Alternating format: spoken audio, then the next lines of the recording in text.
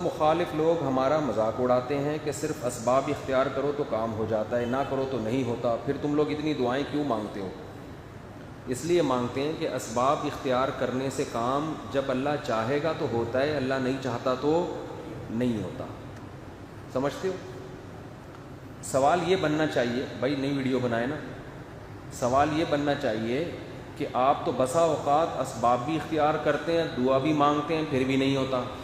اصل سوال یہ ہونا چاہیے، اور ہم اسباب اختیار کرتے ہیں، دعا نہیں بھی کرتے، پھر بھی ہو جاتا ہے۔ اصل اعتراض غیر مسلم کا یہ ہونا چاہیے، غیر مسلم کو ہم پہ یہ اعتراض ہونا چاہیے کہ غیر مسلم یہ کہے کہ ہم اسباب اختیار نہیں کرتے ہیں، دعا نہیں مانگتے، پھر بھی کام ہو جاتا ہے، اور مسلمانوں کو دیکھا ہے اسباب اختیار کرتے بھی ہیں، ساتھ میں دعا بھی مانگتے ہیں، پھر بھی کام نہیں ہوتا۔ سمجھتے ہو بات؟ اس کا جواب یہ ہے کہ ہم جب اسباب اختیار کرتے ہیں، ہمارا عقیدہ ہے کہ اللہ چاہے گا تو کام ہوگا، نہیں چاہے گا تو کام نہیں ہوگا۔ جس کا یہ عقیدہ ہو وہ جتنا زور اسباب پہ لگائے گا اتنا ہی اللہ سے مانگنے میں بھی لگائے گا۔ یہ ہمارا عقیدہ ہے، اور اس عقیدے کے صحیح ہونے پر ہمارے پاس بہت سے دلائل ہیں۔ ان میں ایک بڑی دلیل یہ ہے کہ جس نے اس کائنات کو بنایا، اس کی مرضی کے بغیر اس کائنات میں ایک پتا بھی نہیں ہلتا، جس کے پاس اتنی طاقتیں ہیں کہ بچہ پیدا ہوتا ہے تو ماں کی چھاتیوں میں دودھ پیدا کر دیتا ہے، وہ جو اتنا پاورفل ہوگا، کیا اس کی مرضی کے بغیر اسباب میں جان پڑ سکتی ہے؟ کتنی بار ایسا ہوتا ہے کہ غیر مسلم بھی سبب اختیار کرتا ہے، رزلٹ اس کا زیرو ہوتا ہے۔ تو ہمارا یہ عقیدہ ہے، اور اس عقیدے کے درست ہونے پر ہمارے پاس اس کے علاوہ بہت دلائل ہیں۔ رہا یہ مسئلہ کہ پھر ایسا ہوتا کیوں نہیں ہے کہ ہم اسباب بھی اختیار کر رہے ہیں، دعا بھی مانگ رہے ہیں، نتیجہ نہیں نکل رہا، تو بھائی ایسا اس لیے نہیں ہوتا کہ ہم نے یہ کہا ہے کہ کام ہونے کی طاقت اللہ کے پاس ہے، کرے نہ کرے اس میں ہماری مرضی نہیں چلے گی۔ کس کی مرضی چلے گی؟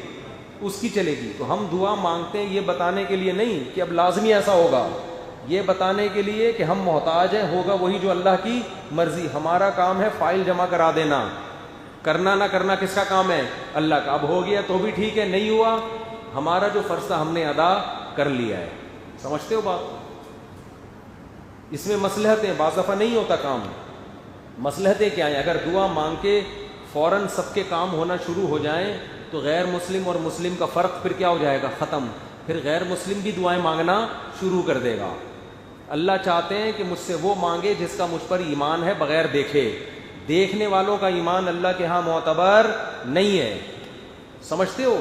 باقی اصل کامیابی آخرت کی ہے، تو جو دعائیں قبول نہیں بھی ہو رہی آخرت میں ذخیرہ ہو رہی ہیں۔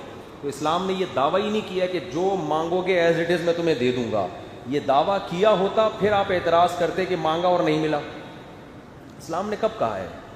اسلام نے کہا ادعونی استجب لکم، مانگو میں دوں گا، لیکن اپنے حساب سے دوں گا، تمہارے حساب سے نہیں ملے گا تمہیں۔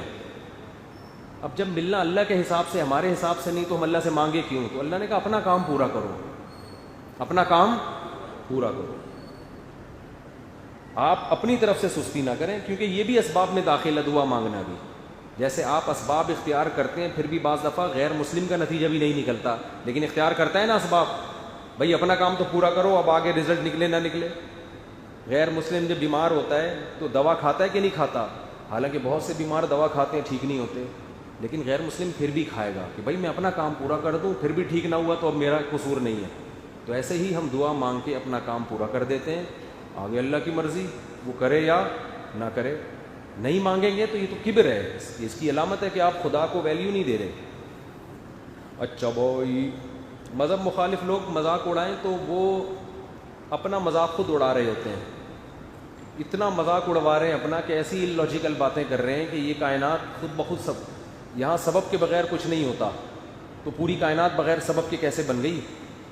جب کچھ نہیں تھا تو یہ اتنی بڑی کائنات بغیر ویسے ہی کیسے آ گئی؟ تو ہم کہتے ہیں یہ سبب ہے۔ وہ سبب کیا ہے؟